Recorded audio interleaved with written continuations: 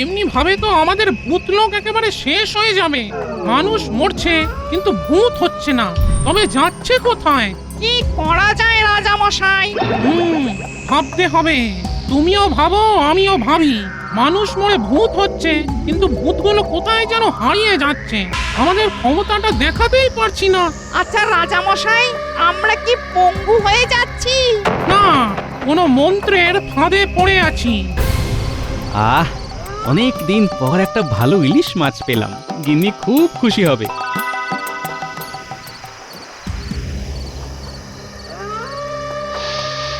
আহ, কি সুস্বাদু টাটকা কাঁচা মাছের গন্ধ।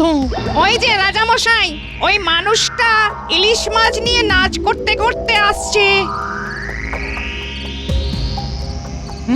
একটা বুদ্ধি মাথায় এসেছে, বুঝলে মন্ত্রী? বলুন রাজা মশাই। ওকে দিয়েই আমার সমস্যার সমাধান করাবো। দাঁড়াও, আমি এবার ওর ঘাড়ে চড়ছি। এই, কে তুমি? আমি আমি ভূত রাজা। তা আমার ঘাড়ে চাপলে কেন? তুমি তো ভয়ঙ্কর দোষ করেছো, তাই তোমার ঘাড়ে আমি চেপেছি। আরে আমি আবার কি দোষ করলাম? রাতের বেলায় আমার সামনে দিয়ে ইলিশ মাছ নিয়ে যাচ্ছ। তুমি জানো না, মাছ আমাদের খুব প্রিয় খাবার। ওরে বাবা, তুমিও কি আমার ঘাড়ে চাপবে নাকি? তিনজনকে আমি একা সামলাবো কি করে বলো দেখি? আমি আর আমার মন্ত্রী তো দুইজন, তিনজন হলো কি করে? তুমি তো অঙ্কে ভারী কাঁচা। আরে বাবা, যে আগে থেকেই আমার ঘাড়ে চেপে আছে তাকে অস্বীকার করি কি করে?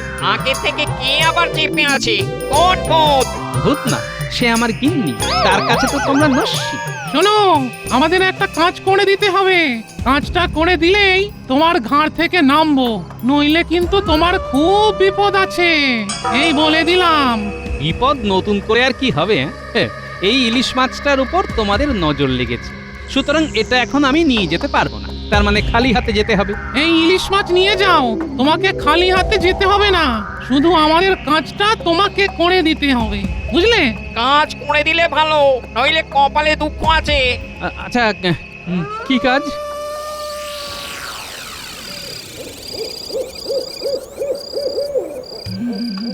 কখনো এত রাত করে না, কি যে হলো, ভীষণ চিন্তা হচ্ছে। হ্যাঁ, আমারও খুব চিন্তা হচ্ছে। কি করে চিন্তা দূর করা যায় বলুন তো মা? একটু এগিয়ে দেখো না।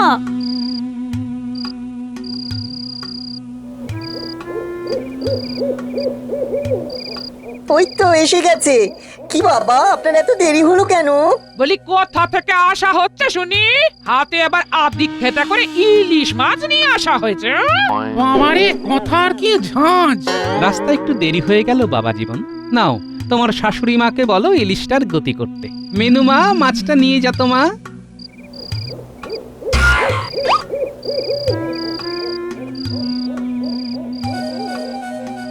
ইস ইস ইস, কি অনাসৃষ্টি কাণ্ড! হাত মুখ না ধুয়ে সোজা ঘরে ঢুকে গেল। মা, বাবার হাত থেকে মাছটা নেওয়ার সময় কেমন একটা ঝটকা লাগলো। ঝটকা? কেন ঝটকা লাগলো কেন? বাবা শুয়ে পড়লে বাবার গায়ে একবার হাত দিয়ে দেখবো কিরকম ঝটকা লাগে। নিন, আপনি মাছটাকে কেটে রান্না শুরু করে দিন। মিনু, তুমি মায়ের সাথে হাত লাগাও। এবার বলো, আমাকে কি করতে হবে? মন দিয়ে শোনো, ভূত লোকে হাহাকার। মানুষ মরে ভূত হচ্ছে কিন্তু ভূতগুলো আর ভূত লোকে আসছে না। ভূতগুলো কোথায় যাচ্ছে? সেটাই তোমাকে জানতে হবে। তা তোমাদের তো অনেক ক্ষমতা। আমরা আমাদের ক্ষমতাকে ব্যবহার করতে পারছি না, কোথায় যেন আটকে যাচ্ছে।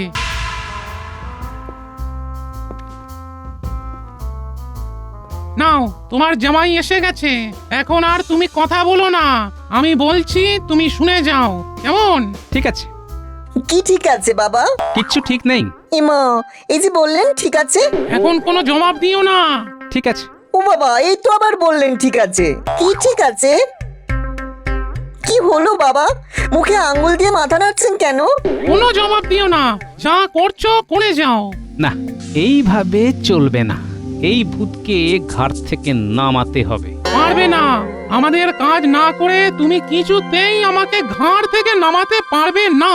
ও বাবা, আপনি এরকম করে ঘা নাড়ছেন কেন? ও বাবা, বাবা, বাবার কি কোনো শোক পেয়ে মাথা খারাপ হয়ে গেছে? যাই যাই, মাকে বলে আসি। ওই দেখো তোমার জামাই তোমার গিন্নিকে খবর দিতে গেল যে তোমার মাথা খারাপ হয়ে গেছে।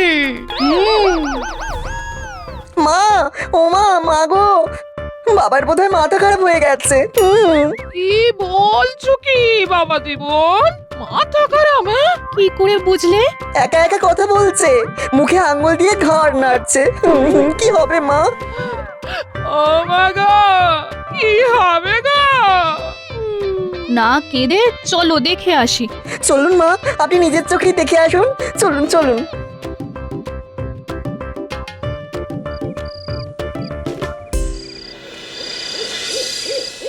তুমি যত তাড়াতাড়ি আমাদের সমস্যাটার সমাধান করতে পারবে তত তাড়াতাড়ি আমি তোমার ঘাট থেকে নামবো, কেমন? ঠিক আছে। ওই দেখুন মা, তখন থেকে বাবা একটা কথাই বলে যাচ্ছে, ঠিক আছে ঠিক আছে, কিন্তু কি ঠিক আছে সেটা আর বলছে না। ওগো, কোথাও তো ঠিক নেই। এই তোমার শরীর ঠিক নেই গো, শরীর ঠিক নেই। এমন কিছু করো না যাতে তোমার উপরে সন্দেহ হয়। ঠিক আছে। ওই সেই এক কথা। ও বাবা, বলুন না কি ঠিক আছে? তুমি ঘুমিয়ে পড়ো। আচ্ছা, আর তোমরা এখন যাও, আমি এখন ঘুমাবো। হ্যাঁ গো, নিজে হাতে ইলিশ মাছ আনলে, ইলিশ মাছের তেল দিয়ে গরম ভাত, ইলিশ মাছ ভাপা, ইলিশ মাছ ভাজা, বলি খাবে না? না খেয়ে শুয়ে পড়বে? হ্যাঁ, আমার খিদে নেই। যাই একটু রাজামশাইয়ের সাথে দেখা করে আসি।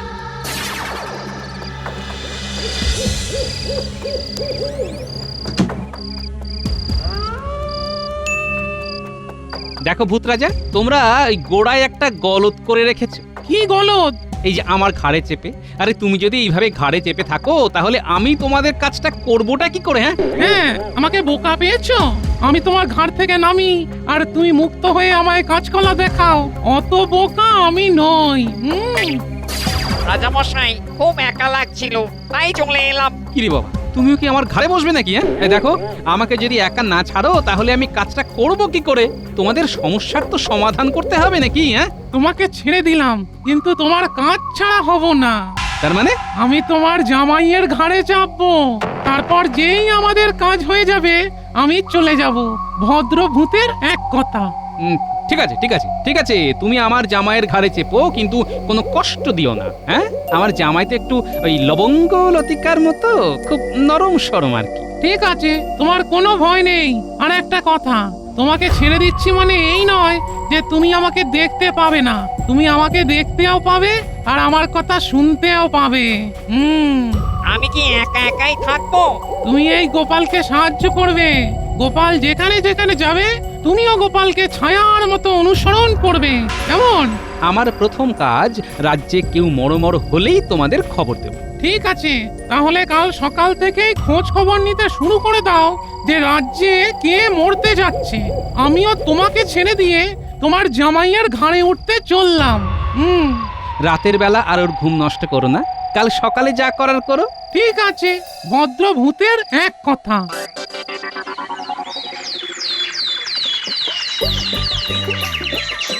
কই গো গিন্নি, গেলে কোথায়? বাজারে যাচ্ছি, কি আনতে হবে বলো। কি গো, শরীর কেমন? কেন, ঠিকই তো আছে। ওই দেখো, আবার বলছে ঠিক আছে। গোপাল, আমি তোমার জামাইয়ের ঘাড়ে চাপলাম। ঠিক আছে। ওই দেখো মা, এবার তো তোমার জামাইও শুরু করেছে। আর তো দেখছি এদের হলোটা কি। জামাই, তোমাকে আমি জামিন রেখেছি। তোমার শ্বশুর আমাদের কাজটা করে দিতে পারলেই তোমার ঘাড় থেকে আমি নেমে যাব। ঠিক আছে। ও মা, আবার খবর রাখতে হবে এই রাজ্যে কেউ মরমর কিনা, বুঝলে? তারপর কি করবে গোপাল? তোমাকে নিয়ে সেই লোকের কাছে যাব, যেই আত্মাটা বেরোবে অমনি খপ করে ধরে নেবে। আমরা পারবো না বলেই তো তোমাকে ধরলাম।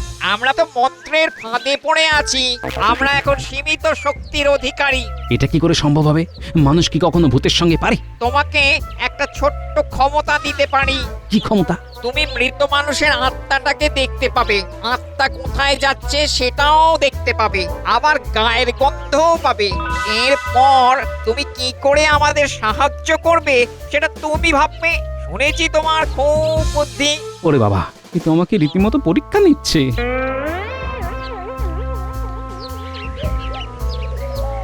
শুনেছো গোপাল দাদা, ওই ভক্তি কাকার এখন তখন অবস্থা। সে কি? হ্যাঁ গো, কাল সারা রাত আমি ভক্তি কাকার বাড়িতেই ছিলাম।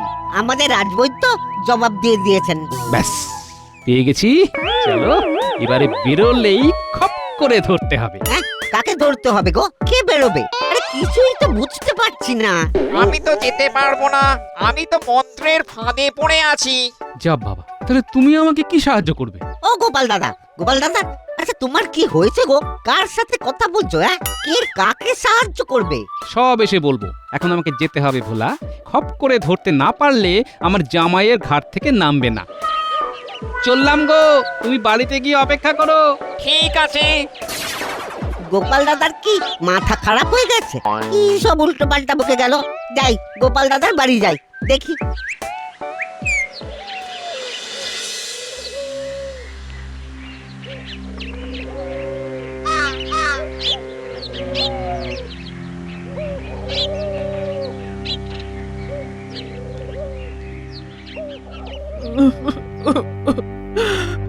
গোপাল, তোমাদের কাকাকে বোধহয় আর ধরে রাখতে পারবো না।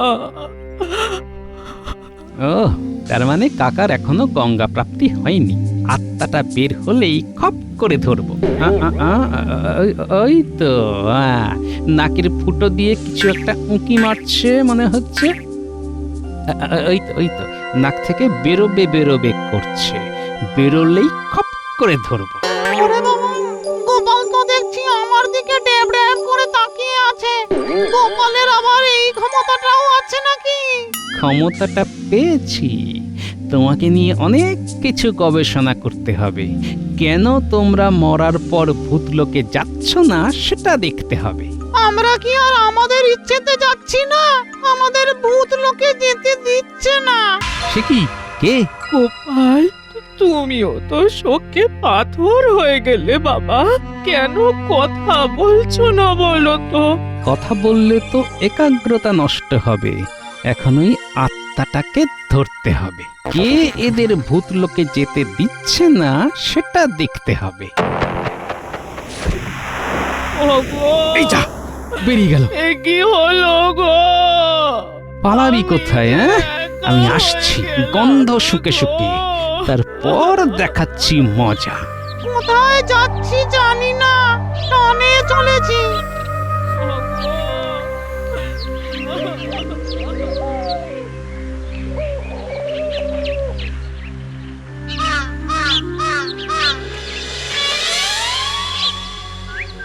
আছে আছে, আর একটা আসছে। বটা ঘটা, আর একটা শিশি তৈরি করে রাখ। শিশি তৈরি আছে ভগবান দাদা। ওই যে আসছে। আয় আয় আয়, আমার হাতের মধ্যে আয়।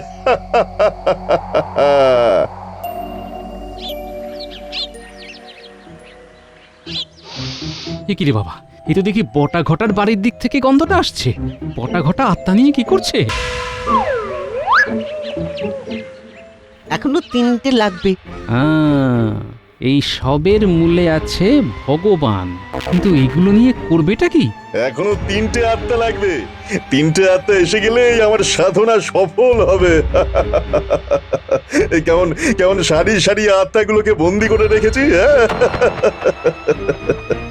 সাধনা সফল হলে হবেটা কি সেটা যদি জানা যেত।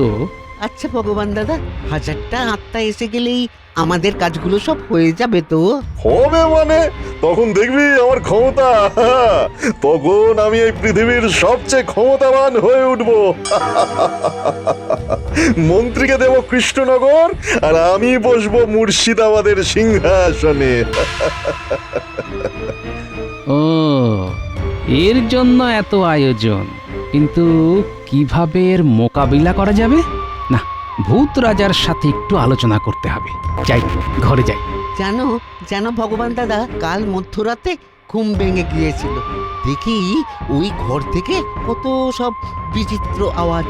এখন সবাইকে ঘুম পাড়িয়ে দিয়েছি, ওরা জেগে ওঠে ওই মধ্যরাতে। ভয় পাস না, ওদের ওই হাঁক ডাকি সার। আচ্ছা, ওরা আমাদের কোনো ক্ষতি করতে পারবে না তো? ওরা ক্ষতি তখনই করবে যখন কেউ ওদের শিশি থেকে বার করে দেবে। তাই তো শিশিগুলোকে কাঠের বাক্সের মধ্যে ঢুকিয়ে একবারে তালা দিয়ে বন্ধ করে রাখি। একেবারে বজ্র হাঁটুনি। আচ্ছা, এই ব্যাপার।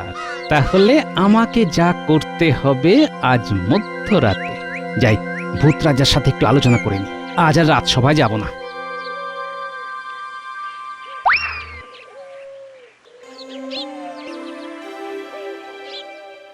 বলো প্রহরী, কি খবর? গোপাল দাদা বাড়ি থেকে বাজার করতে গিয়ে আর বাড়ি ফেরেনি। সে কি হয়েছে? কেউ কিচ্ছু জানে না। ভোলা ময়রা ঘরে এসে খবর দিয়ে গেল গোপাল দাদা কি সব উল্টোপাল্টা বলে বাজারের থলে নিয়ে ওই ভক্তি কাকার বাড়ির দিকে ছুটে যায়। ভক্তিবাবু তো খুব অসুস্থ, উনি তো আমার চিকিৎসাধীনেই আছেন। আমি তো জবাব দিয়েছি। আহ, কি সব বলছো বলো তো সবাই মিলে? আমি তো কিছুই বুঝতে পারছি না। তা গোপাল এখন কোথায়? কে জানে। সে কি? তোমার কি হয়েছে? কি হয়েছে? অনেক কিছু হয়েছে গিন্নি। আপাতত আমাকে একলা কিছুক্ষণ থাকতে দাও। আমাকে এখন ওঝাগিরি করতে হবে, বুঝলে? মন্ত্রী মশাইয়ের মাথা থেকে ভূত নামাতে হবে। বাবা, তুমি ওঝা হবে? কি সব বলছো তুমি? কি খবর আনলে গোপাল? চলো। ঠিক আছে। আহ, কি আরাম। শুনলে তো? এবার বলো তোমরা কি করবে? আমরা কিচ্ছু করতে পারবো না। আমরা সামনে গেলেই আমাদের ওই শিশির মধ্যে বন্দি করে রেখে দেবে। যা করবার তোমাকেই করতে হবে গোপাল। ঠিক আছে, একটা ভাবনা মাথায় এসেছে, শোনো। কি কেমন পরিকল্পনা? দারুণ। ভূতের ওঝা গোপাল, তুমি ওদিকে কিছু করলেই আমরা এখানে সংকেত পেয়ে যাব। আজ মধ্যরাতে হবে ভূতদেরকে মুক্ত করার অভিযান। যাই, আর একটু সময় তোমার জামাইয়ের ওপরে বসে থাকি। আর আমি সন্ধে হলে মহারাজকে খবরটা দিয়ে আসবো। মহারাজের চিন্তা দূর করতে হবে তো।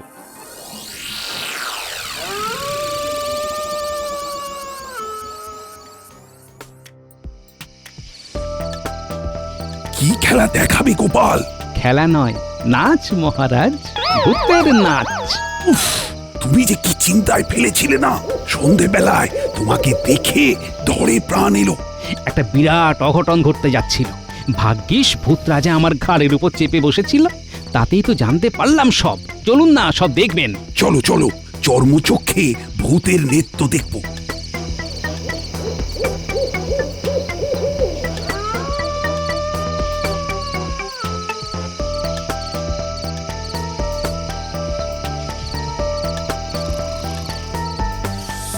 ওই দেখুন মহারাজ, বাক্সটা কেমন আপনা আপনি নাচছে। বাক্সের ভেতরে কি আছে? এইবার বাক্সটার হাতলে আকশিটা আটকে দিয়ে বাক্সটাকে আস্তে আস্তে টেনে নিয়ে আসি। প্রহরী, এইবার তালাটাকে ভাঙতে হবে।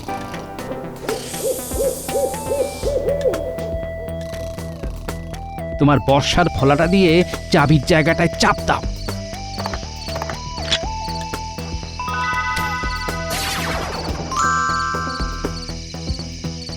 ধন্যবাদ গোপাল।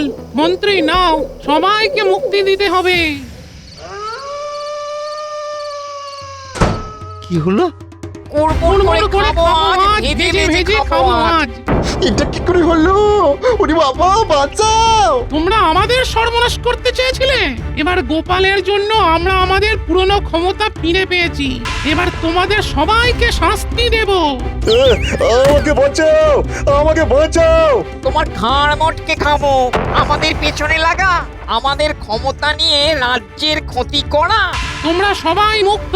যাও, আর এক পাপীকে তুলে নিয়ে এসো। মন্ত্রী মশাই তো, চলো সবাই।